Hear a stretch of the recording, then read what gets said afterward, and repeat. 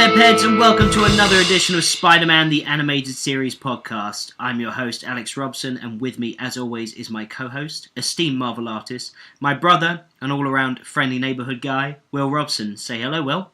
Hello. Now, what was that intro? Hey, webhead, how's it going, bro? Well, whatever. It's a little fun, isn't it? Yeah. Well, you're very good at being cheesy. Yeah, exactly. Well, Spider-Man's cheesy. We're going to talk about that in the episode later on, because there is one extremely cheesy line that is just pun central, which I really like. It's a very good segue. I think you're going to be good at this. So our spider senses are tingling, our web shooters are loaded, and we're ready to No more puns. So we're going to be talking about this week the first episode of the Spider-Man animated series, which is Night of the Lizard. So this episode obviously premiered, was the first introduction to all of these characters in this iteration of Spider-Man. How did you feel about this episode? I think it got me jonesing for some more Spidey action.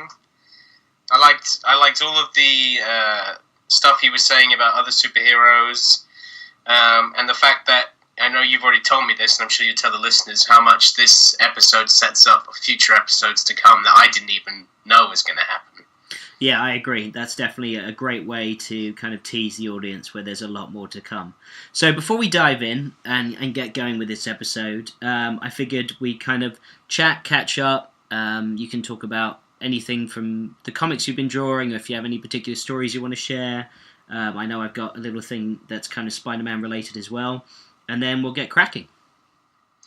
Alright, well, currently I'm drawing a stowaway cover for IDW of the Teenage Mutant Ninja Turtles. And a stowaway cover means that it may not ever be used for a comic book cover, but it's something they do to many different artists that want to work on, just do a cover of Teenage Mutant Ninja Turtles. They let them have a go, and eventually it might pop up on a trade paperback or something like that. Who knows?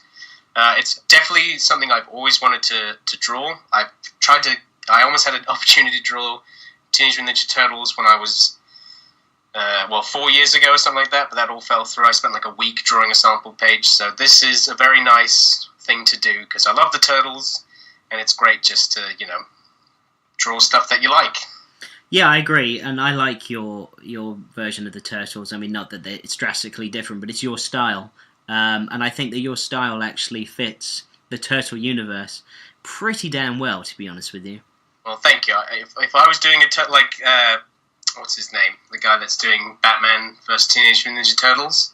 That's like one of the dreamiest jobs you could ever have. It's like, hey, do you want to draw a trade paperback of the Turtles fighting Batman and all of their favorite villains? I'd be like, fuck yes, sign me up immediately. Yeah, that is, I'm really enjoying that crossover right now.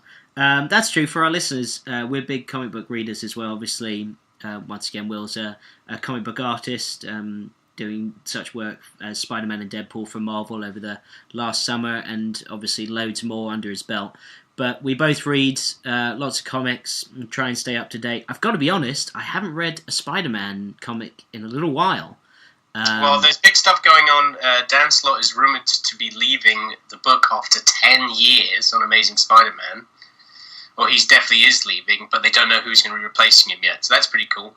And also, a buddy of mine, Ryan Stegman, he just did a Venom issue for The Amazing Spider-Man, and I think it's his second time working on that title. Oh, that's cool. Cool. Yeah. Yeah, other from that, we're reading The Walking Dead, which is still awesome. I just read the latest one today. I forgot to tell you on the train back. It's very good. And what else are we reading? Killer Be Killed. Killer Be Killed, that's amazing too.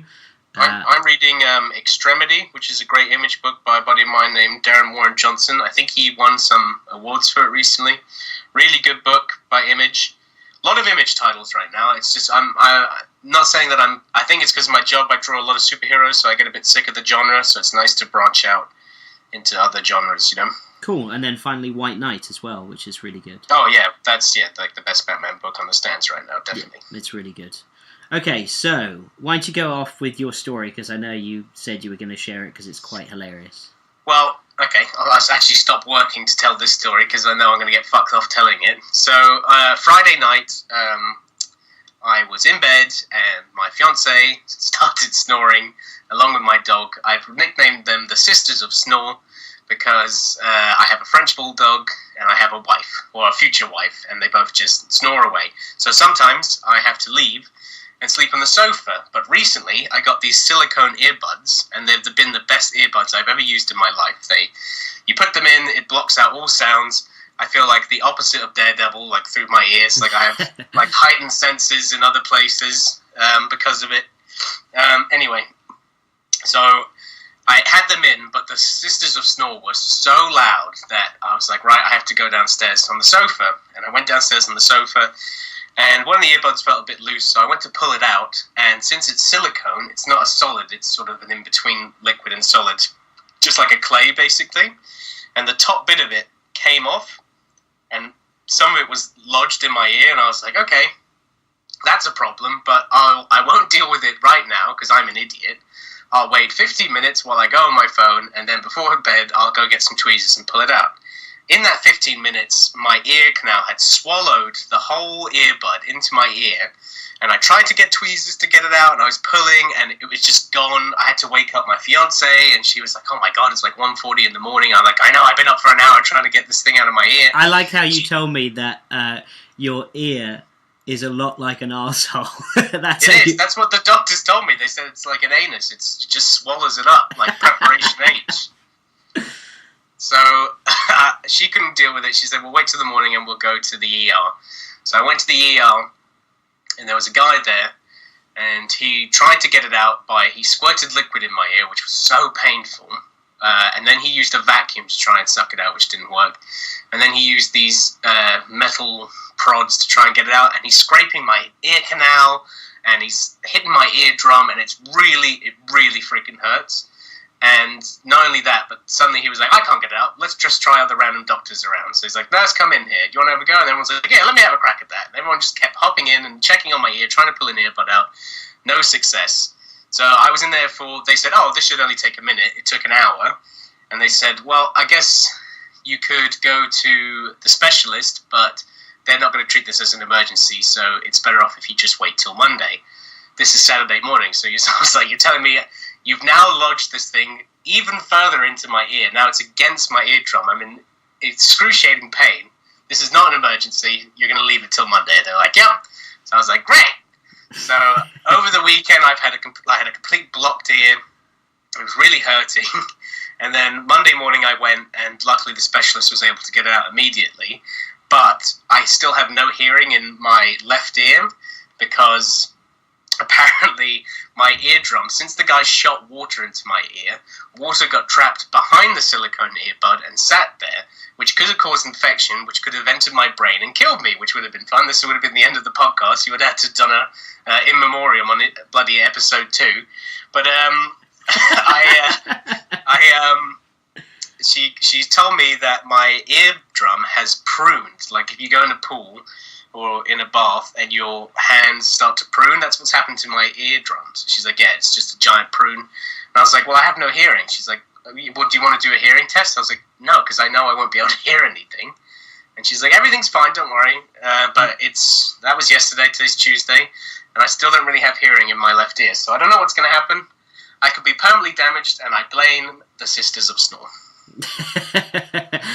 I don't know how to relate that to Spider-Man besides saying something like you could have used some neogenics to fix that, like regrowing Dr. Connor's arm using neogenics. Could have regrown. My doctor was Dr. Connor. He's like, we have this new experimentation with neogenics with fruit bats, and we were going to give you sonar powers. I'm like, no, mate, I just want to get some silicone out of my ears. Or you just become one giant silicone shape. Oh, God, yeah, like the blob. Oh, yeah. So my story that I forgot to share last time that I thought, because it's very Spider-Man related, is, do you remember there was a Halloween one year where I was Spider-Man to a Halloween party when I went to university? Oh, God, yes. And at the time, for all of the listeners, I had a girlfriend of, I think it was 2 years at that point, and we went to this Halloween party. I was Spider-Man, and she was a firewoman. Naturally, they go hand in hand. Was she Starfire? No, she was a firefighter. But what's the name from Spider-Man and the Amazing Friends? That is Starfire, right? Yeah. Is it? Yeah. Well, okay, never mind. I don't know. I should know, but I don't. So I went to this party, had a great time, and drank whiskey sours for the first time. And to be honest with you, got a glimpse into Spider-Man's world in the sense of if you need to use the toilet, getting out of that unitard is a bloody nightmare. It was a nice Spider-Man costume as well, I remember. Oh, I searched for it for ages. I spent so much money on it that I didn't have because I was a broke college kid. It was just a bad idea. So I ended up leaving, and there were a bunch of kids. Well, not kids. There were guys around my age that had been booted out of the party for being too drunk and too obnoxious. It was a guy dressed up as Dracula, and he had his two mates, Bert and Ernie, with him from Sesame Street. Are you sure he wasn't Countula? Oh, maybe. Oh, wow! Never even realised that. Good pull. That's exactly probably what he was. Is it? No, it's not Count Chocula because that's a cereal. But the Count, I think he's called. He's just called the Count. So I was leaving, and they started mouthing off to me and my girlfriend. And I can't even remember what they said. But I was like, I'm in a Spider-Man suit, and I'm not going to take that type of shit. So I walked up to them.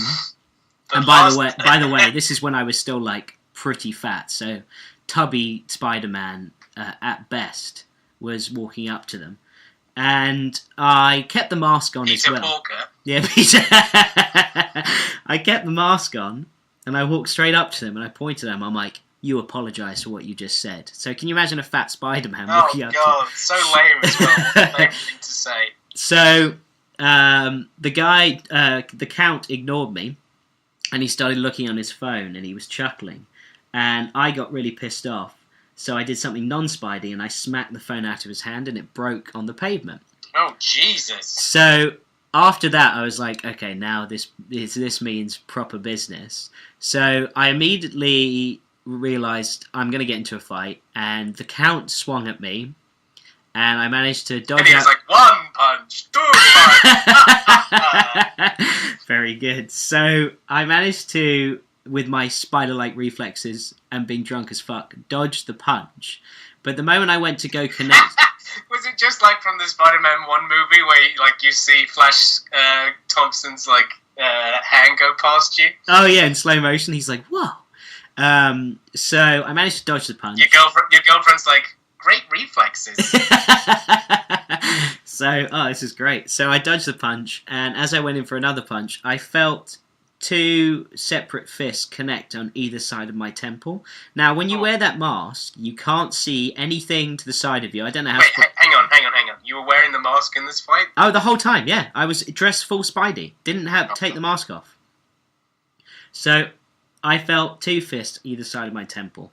And Bert and Ernie, who, by the way, were Marines and were home for whatever period of time they were before they shipped off again, for how many tours they've been on, beat the fucking shit out of me.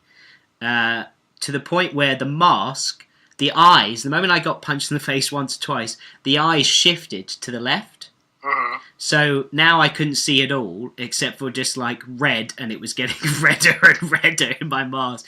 And also, I started to bleed through my nose, and of course that soaked into the cloth, and that started going into my mouth, and I couldn't fucking breathe. It was not a fun experience. I mean, I look back now, this was, how long ago? 10 years ago? Something like that? I look back now and laugh, but there was a moment where I was on the concrete and fucking the Sesame Street gang was taking turns beating the shit out of Spider-Man. And I then heard a car pull up behind me. And meanwhile, my girlfriend's like trying to get to me, but one of the guys was like holding her back. And it's me, and I get out, and you're on the floor like, Peter! Uncle Ben. And you start whimpering like Tobey Maguire, who's like 95 in that movie. So... I hear the car door close, and I feel the weight of people get off of me. My mask is pulled off by my girlfriend, and the person in the car was some mother who obviously drove up to the scene of the crime while I was in the middle of the road to get my ass kicked. And she had a kid, because it was Halloween. She had a kid in the back seat, and the kid... He was like, Spider-Man, no! Well, he basically did. He rolled down the window and he asked his mum if SpiderMan was going to be okay. And Oh my god! I remember just being like bloodied and beaten, but just like looking at him and giving the thumbs up. Oh, it was so bad. And then the next day I was just extensive bruising and swollen face and just. And you dyed your hair black and you combed it down and you wore a black suit. You went dancing. I crossed a few lines that I set boundaries for myself on. So those are the two stories, I suppose, from either side. One sort of Spidey related, where we tried to connect with Doc Connors, and me very Spidey related in the sense where I could never be Spider-Man. Oh, well, that's brilliant. And I'm sorry that happened to you. Obviously, it's awful. Yeah, well, you did ask for it by smacking a phone out of someone's hand. Yeah, man, I was an idiot. It was at college, and you're just being stupid. So yeah, you live and you learn. So moving on, happy-go-lucky. Let's dive into this episode, and once again, before we go over it, I want to reach out to everyone listening. If they're enjoying this podcast and want to continue to listen, then they certainly can do that. They can rate us on iTunes, comment on iTunes. That will help us wall crawl up the charts and attract more listeners. Wall crawl, yeah. Anyway, if you vote, then you'll stop doing terrible puns. Never. Also, be sure to visit us on Facebook and Twitter. You can keyword search STAS podcast into both Facebook and Twitter, and you'll come up in there, where you can see images of clips from episodes, discussions, chat about the show, as well as leaving any comments or suggestions about the podcast. As long as you're not a J. Jonah Jameson about the whole thing, we're okay with that. You can also follow Will on his social media pages to see his artwork, stay up to date with what he's working on now, and get a glimpse into the workday of a comic book artist. Will, where can they find you again? You can find me on any social media at Robson Inc. INK. So on Facebook, Twitter, all of that. It's all at Robson Inc. It's all under one name. Cool. And finally, if you don't do any of the social media and you don't want to rate us on iTunes, you can you can always email us at staspodcast@gmail.com. So we're all connected to the net, man. We're on legit. The grid. We're legit. I've got a brand new microphone. We're super legit. We are super legit. Yeah, you sound beautiful. All right, so Night of the Lizard. Are you ready? I'm ready. Okay. But to begin with, this episode premiered in 1994 on the 19th of November. So the first episode of the series. I was 4 years old. Which made me, 7 or something like that? Yep. So it was directed by Robert Shellhorn, whose creds are 80s Transformers cartoons. He directed some of those episodes. The 90s, the Dennis the Menace the cartoon. He directed some of that. And the Muppet Babies cartoon. Do you remember that show? No, I don't. Oh, really? No, I was never into Muppets, so I don't remember much of it. All right. 3 people that wrote this episode.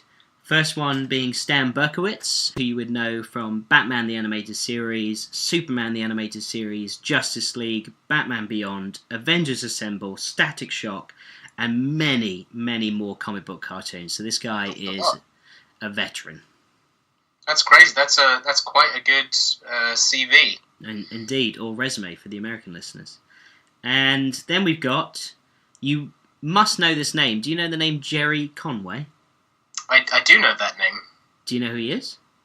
No, but I know the name. So Gerry Conway, who's another writer of this episode, is the only episode he co-wrote for the series, Spider-Man. Gerry Conway, let's start with the least known and let's go up to the big dogs. So Gerry Conway created comic book characters such as Felicity Smoke, who, for anyone that watches the CW, knows a character from Arrow. He created Firestorm, which is another DC character about 2 people coming together to make one hero. Mayor Hamilton Hill. Hamilton Hill. Do you know Mayor Hammy Hill from Batman the Animated Series? Hammy Hill. Hammy Hill? Vaguely. Another Hammer. He created Hammerhead, the character, Marvel character. Oh, wow. Oh, wow. He created Killer Frost. He created Ben Reilly. Oh, wow. He created Tombstone, the villain Tombstone from this series. I love Tombstone is awesome, especially in this cartoon as well. He is. He's awesome. Jason Todd. Oh, really? Yep. We've got Killer Croc. Oh, wow. The, I think I'm just going to say, oh wow, to every answer. the Vulture. Oh wow. And finally, you ready? Drum roll, please. He also created the Punisher. What? That's how I know that bloody name. Yep. So, big fat comic book dick right there. Got all the characters that you can love. Those are all quite, like, I could see Punisher fighting Tombstone and Vulture and all that. They all seem like you could tell they were all made by the same type of person. Absolutely. So, other writing creds I found, he is the writer of the 1984's Conan the Destroyer, which was the sequel to Conan the Barbarian. So he wrote that film. He's written cartoon shows for G.I. Joe, Transformers, and My Little Pony.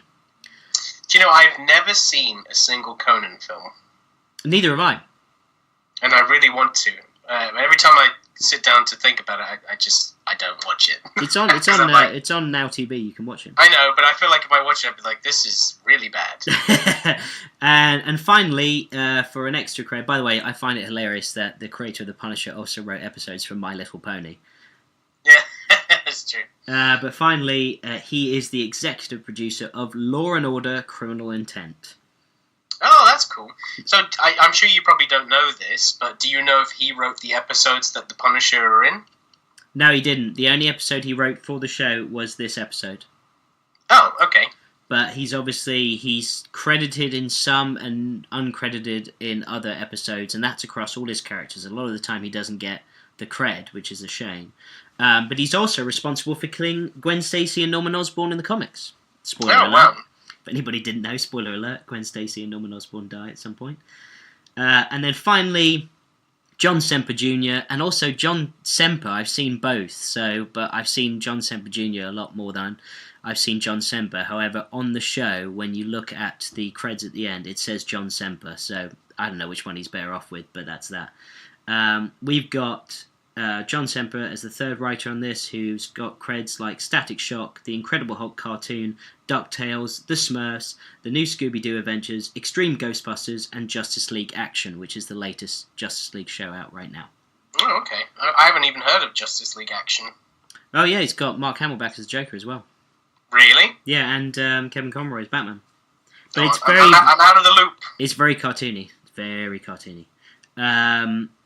This episode is also produced by Bob Richardson, Avi Arad, and Stan Lee.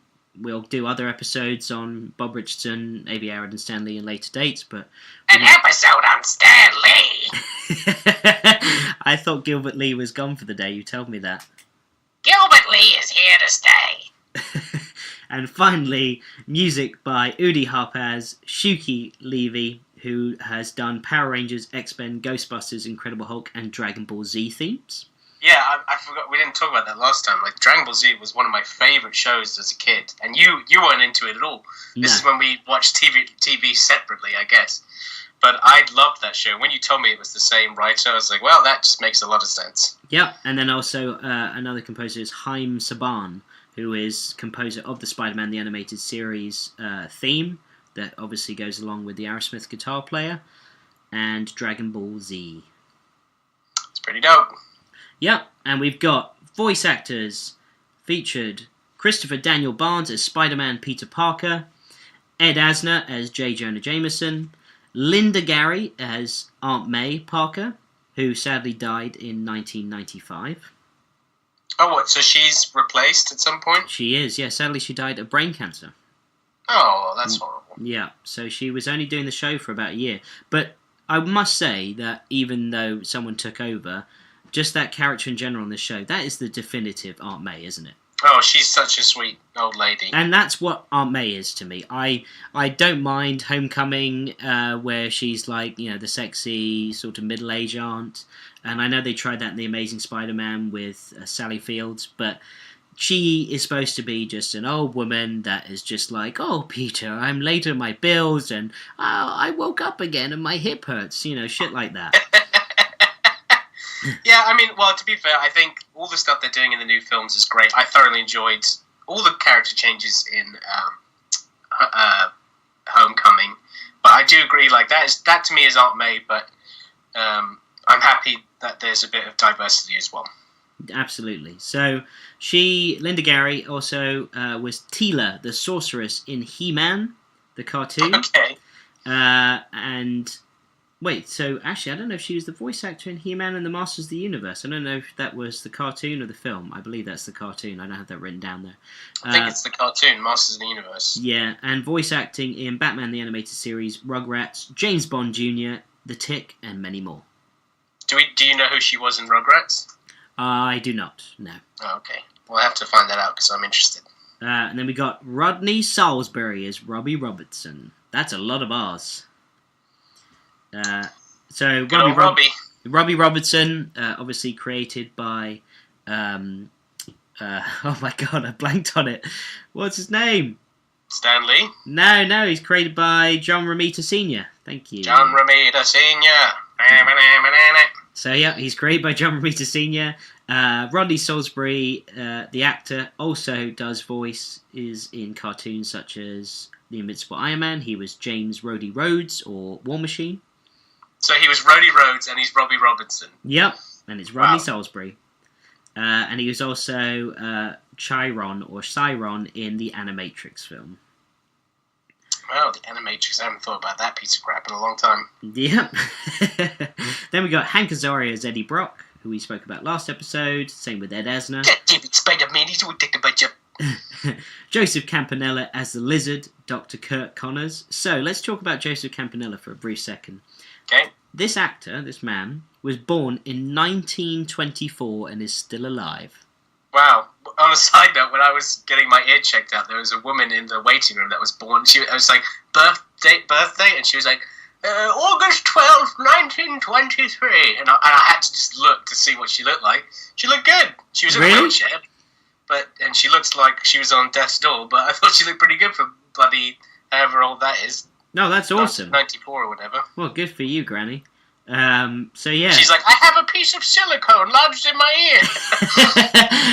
And I used to date Joseph Campanella, who was born a year after me, so he's a bit of a youngin'. Do you know Joseph? Where is he? He liked the lizard. So, also, Joseph Campanella's creds are Dr. Matthew Thorne / the Crime Doctor in Batman the Animated Series. There's a whole episode about that, where Leslie Tompkins is kind of brought in because Matthew Thorne, who is brother to Rupert Thorne, the crime boss, has to do an operation on his brother and he needs Leslie Tompkins' help. And an IMDb list that honestly goes all the way back to 1952 that I wasn't going to list because there wasn't anything that really stood out for me that I would know, but I'm sure lots of other people would that are past 80 years old. So we've got... Finally, another voice actor is Giselle Lauren as Margaret Connors, so Kurt Connors' wife. She is Adelie Chica in Happy Feet. I don't know who that is, but it's one of the penguins. I'd assume it's a penguin. Yeah. Buffy Summers in Buffy the Vampire Slayer, the animated series. I didn't even know there was a Buffy the animated series. And there is even video games based off the animated series, and she played Buffy in that as well. Oh, well, I'm an avid retro game collector, so I'll have to look into that. Yeah, and Stargirl in Justice League Unlimited. Okay, cool. So, episode features characters created by Stan Lee, Steve Ditko, Todd McFarlane, and John Romita Sr., as we said before. And guidelines. Let's go through these step by step. So, I'm going to go through the episode. I've got lots of notes here. I know you watched it with me. We had a good night. When was that? That was like November, wasn't it? We got drunk and watched it. It was fun. November 24th. Yeah, that's right. It was November 24th.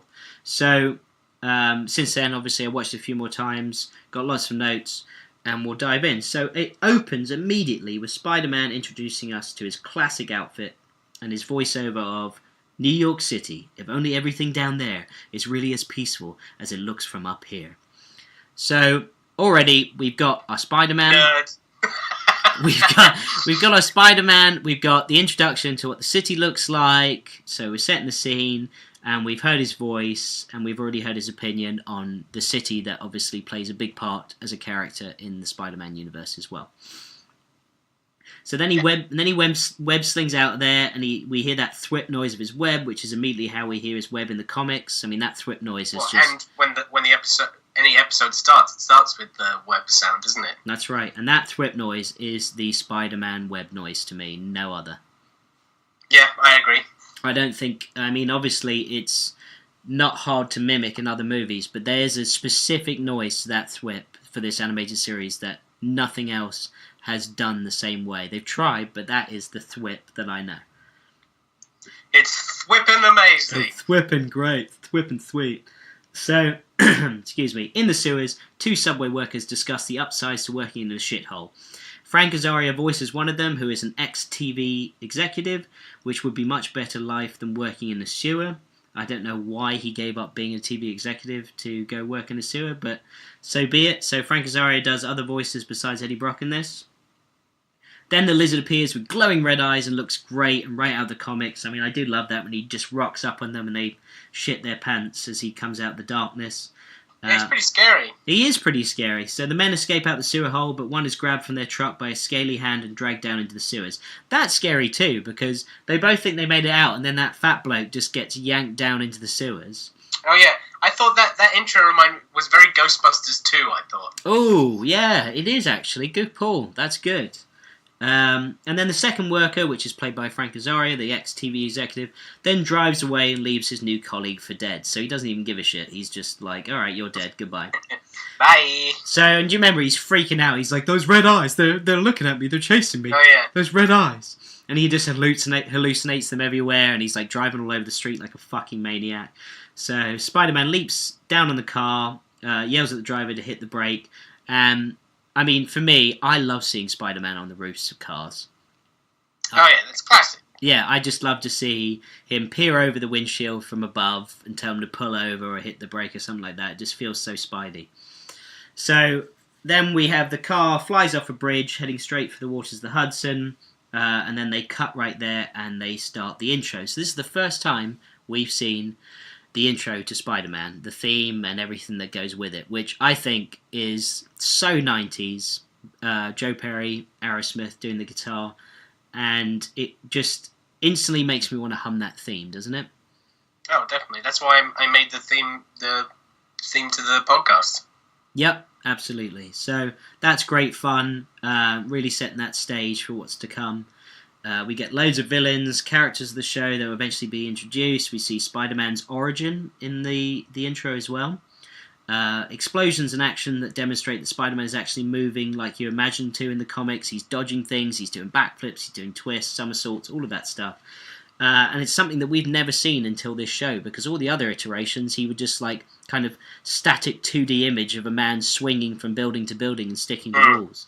So it was great to see a Spider-Man how he was done in the comics and how you'd imagine him moving. And then, of course, you end with Venom, which is the first time you've ever seen Venom on screen ever. And then Spider-Man landing firmly on his logo, and they got the spy as they cut the music. Is that what they say? I know you always say spy, but is that the actual lyric? Because I always just thought they should go, wow. Oh, really? I've always thought it was like Spider-Man, Spider-Man, spy. I've never heard that until... I mean, it doesn't make sense. Why would they cut off the word Spider-Man? Why would they just say spy? I don't get it. You've always said that every time you say that song, and in my head I'm like, is that right? Should I correct him? But I don't know. I'm not right, so I don't know. We don't know. Maybe. Well, there's an idea. I'll look up the lyrics to it, and I'll bring it for next episode. Spy! Spy! So we cut back. Spider-Man saves the guy who's hallucinating the red eyes over and over again. Spider-Man's lame attempt at humour where he's like, were they attached to little pink elephants? Really? He says that? Yeah, he says that to him. So you're like, alright, well, you know, Spider-Man's finding his bearings in the show. He's not as good as we remember. But I do like the line after he drops him off where Spider-Man says, don't let the cops blame you on this one, okay? Or blame me on this one, sorry. Which establishes instantly that the police do not favour Spider-Man and his actions, which is nice. So it's a quick line where it's just like, okay, the cops don't like Spider-Man. Yeah, that's one of the best things about Spider-Man. It's like Batman, like mostly all cops are on his side, but Spider-Man, they're like, you're a freaking menace. Yep. So then we cut to the Daily Bugle, which introduces us to Robbie Robertson, Peter Parker, J. Jonah Jameson, and Eddie Brock all in one scene. So it's the first time we see all 4 of those characters together. It's pretty cool. It is. I mean, cool. it's great. Like, if you're just like, I can imagine because I watched it obviously as a 4-year-old, but for someone that's been reading Spider-Man and knows everything about the character, it's like watching one of these movies now where you're like, oh my god, look, there's Eddie Brock, and he's not even Venom yet. This is awesome. Yeah, you're totally right, and it's great to go back and watch this now, knowing all of that, and being older, and being obviously immersed way more in Spider-Man lore. But this was our introduction to Spidey stories, so I suppose I will always go back and compare it to this show anyway. But yeah, it really is. It's amazing to see all of them together. I like how they've skipped over establishing who Peter Parker is, like how he becomes Spider-Man. I like how they skipped him going to the Daily Bugle and trying to get a job. It's just like, let's kick it right off. Yeah, just get on with it. Kids don't need no backstory. I know, and it's all because James Cameron's Spider-Man film. So luckily, in a way, that film stopped them from being able to do the intro and have him go to the Daily Bugle and get a job, because they were going to do it in Cameron's Spider-Man film. Oh, really? So it worked out for the best for the show, I think, because it just kicks it off and everybody's like, okay, let's just go along for the ride.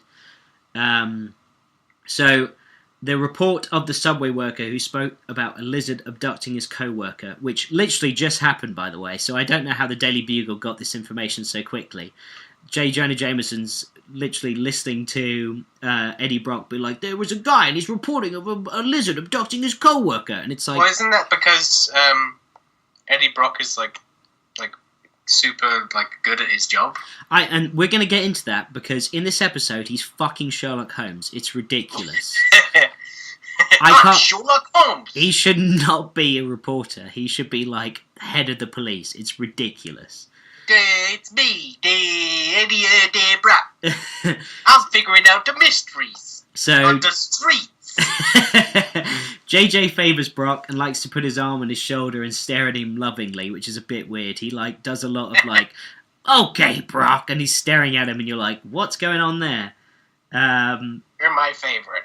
So then Brock does his amazing Sherlock Holmes detective skills even more, and he narrows down a search to all scientists in New York City that work with lizards. So he's gone, alright, there's a giant lizard in the sewer. Who would work with lizards? Scientists. How many scientists in New York work Not with... even animal control or circuses or veterinarians. It's like, no, scientists. Yep, yeah, exactly. Not even the fucking zoo, mate. Going straight for scientists. So, not even does he go down that road, which is a lucky fucking guess, but also, he goes, out of all the dozens in there, he chooses Dr. Kirk Connors to go visit first. Lucky guess. So he's got his man. He's good to roll. So Peter then goes, I know Connors is one of my teachers at the university. So J. Jonah Jameson assigns Peter to investigate instead of Brock, so that makes Brock angry. It's not Phil, we know, so I'm upset. I know, and then also, I mean, once again, Eddie Brock is dead on the money with that. Like, if he was a betting man, he'd win a lot of fucking money for guessing that Kirk Connors is the lizard. But also, why is he angry at this? Because he doesn't have any legitimate evidence that Kirk Connors could be associated with this lizard creature. That's true. He should be like, okay, I'm just going to follow up on these 100 other leads. Exactly. So he's just like, I'm getting pissed off. And also, aren't they photographers, not reporters? Well, that's a good point. That's a very good point. I guess that the Daily Bugle likes their photographers to also be their reporters. I don't know. Yeah, I think that's a bit looked over, isn't it? That's a very good point. So there was a $1,000 reward given by JJ for a photo of this lizard, which they don't have any proof of except for some fucking wacko who said, I see red eyes, giant lizard in the sewer. There's not much going on in the city. Yeah, today, I mean, so... he's granted his co-worker is missing, but it still doesn't mean that this lizard story is legitimate. Yeah. So Peter goes home via bus in the rain. Your Spider-Man, mate, I put in brackets. Why are you on a fucking bus going home? Web sling home in the rain. What are you doing? Paying for public transportation when you could just web sling home. Why? Just gotta keep up an image, an alibi. I guess. So then we're introduced to Aunt May when he walks through the door. And as we were saying, this old Aunt May is the best Aunt May. It's how I see Aunt May in the comics and how I read her. So Aunt May then hides overdue payments from Peter. Peter discovers the overdue payment and wants to put the reward towards her bills. So now we've got Peter's sort of premise for the episode. I'm going to get this $1,000 photo so I can give it to my aunt, and then she'll no longer be in debt. I don't know why and how Aunt May is in so much debt. Well, I like to spend my money at the casinos and the slot machines when you're at school. It's very strange that she does that. I find that very weird. But anyway, we're moving on. Spider-Man, obviously then deciding he's going to go out and find this photo. He starts in the sewers where the lizard was spotted. So he goes to the sewers and he's crawling through the sewers. He turns on his red torch in his belt, which is so Spider-Man. Yeah. I love that so much. He's crawling through the sewers, turns on the red torch. And he doesn't use that much in the show, right? Or am I mistaken? Not that I remember, but then again, I haven't watched all of them. So that must be because you said that writer was on the show, Gerry Conway. I bet he did that, and then I bet everyone else was like, "Oh yeah, I forgot Spider-Man can do that." And then that's true. Used it again. Yeah, I mean, it's a pretty damn good episode. I mean, obviously we're getting into it, but I enjoyed this episode a lot, and it had a lot on its shoulders because it had to set the scene for this Spider-Man world, introduce the characters, introduce a villain, also set up future villains, with like Eddie Brock and stuff, and mentioning other characters that don't necessarily show up but are to come.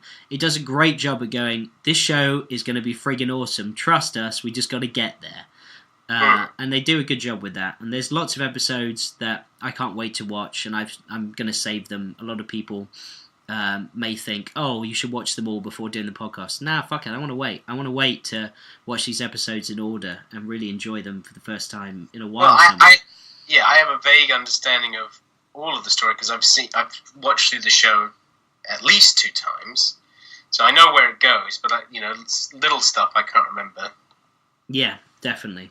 Alright, so back in the sewers, he starts taking photographs of the lizard's footprints, which is just really cool and just very Spider-Man-esque. Also reminded me a bit of Jurassic Park, to be honest with you. I also thought that, the Amazing Spider-Man movie took a lot from this episode as well. Yeah, they did. And also the Raimi films. I mean, Aunt May goes into debt in one of the films, and Spider-Man tries to sort it out. There's a lot of things. Yeah, but that's not nothing new. That's nothing new that the show created, though. Yeah, I suppose not. But then this is based on, the appearance of the lizard. To a certain extent, there's a lot of things they pulled from the comic itself when the lizard first appeared. Yeah. But they just made it work within 25 minutes and what they had. And like I said, we'll go into later episodes where I want to do episodes about what the movie stole from the animated series, what the animated series took from the comic books but changed or kept the same. So we'll do loads of cool stuff like that. Right after Spidey's done his little investigation, he's walking through the rain as Peter Parker, and we are introduced to Deborah Whitman, which Spider-Man describes as the little sister I never had or wanted, which is pretty fucking alright, well now we know how you view her. I do not like this person. Yeah, and she's essentially his equal in intelligence and scientific ability. She's very intelligent, works along with Peter at the university, so I guess that's why he doesn't like her. I don't know, but that's that. Yeah, I guess there's not really any reason why he doesn't like her. No. Do you think maybe the writers are just trying to create conflict? They're just like, they could get along? Nah, make him hate her. Right? Yeah, I guess. I mean, he said the little sister I never had or wanted, which means that he doesn't fancy her whatsoever. Yeah, I guess that's true. I guess that sets it up as, this is not a romantic interest. Yeah, and she does later reveal that she has the hots for Peter Parker, which is... Yeah, I remember that. Yeah. So we then get more narration from Peter Parker's perspective, which is not only true comic book style to be inside the mind of our hero, but helps with so much exposition that would take ages otherwise to try and do on screen outside of narration. So it's great to hear all of that is in a monologue. So Parker and Deborah go into the Empire University, which is a fictional university that's supposedly a combination of NYU and Columbia, and is located in Greenwich, much like NYU itself. I really hate to interrupt a megalomaniac when he's on a roll, but here's web in your eyes.